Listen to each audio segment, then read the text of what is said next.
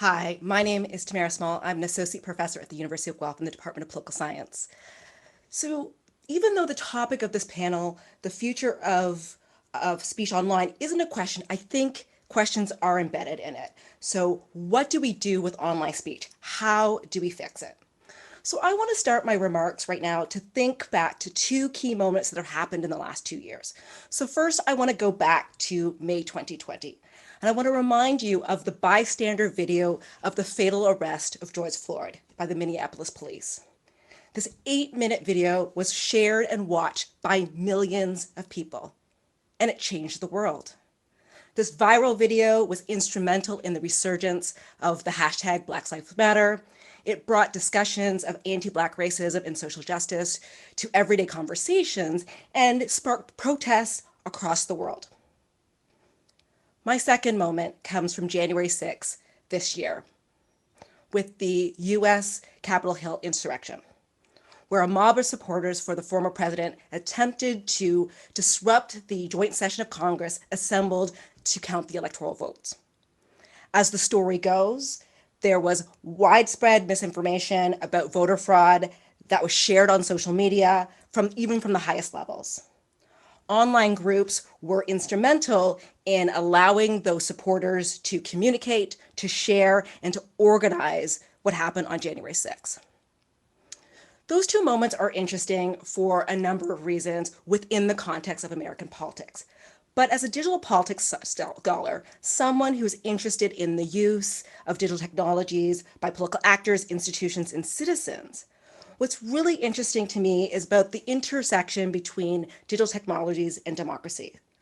So one of the questions that scholars like myself have been looking at for the last 20 years is the extent to which digital technologies support or threaten democratic practice.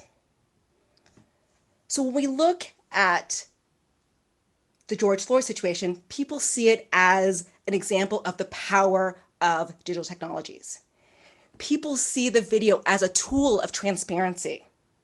They see it as a tool to allow marginalized groups to participate more fully in society. When we look at the Capitol Hill riots, it's the worst of digital technologies. They argue that digital technologies have created a post-truth environment where echo chambers allow people to avoid topics, arguments, and people in which they disagree. But what is interesting to me about these two very interesting moments is it's the same technology, right? The same technology. So digital technologies allow for the accessing and sharing of a lot of information. Some of that information is really good, and some of it is really, really terrible. Digital technologies allow for communities to form. Some of those communities are positive and productive, others less so. And so I invite you to keep these two juxtaposing moments in mind when you consider the future of speech online. In general, I'm making an argument against technological determinism, that things are good or bad because of digital technologies. And I don't want to suggest that technology is neutral. I think Kara persuasively argued that it's not.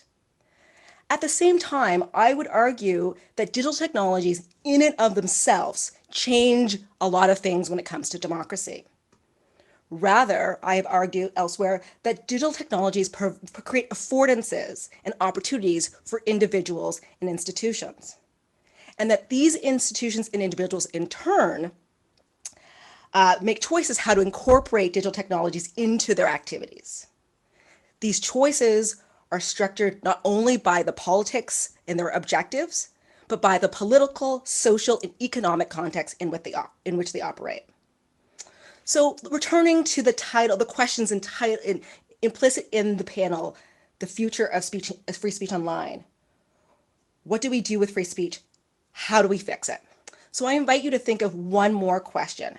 How do we address the very worst of digital technologies without cannibalizing the very best of them? Thank you very much.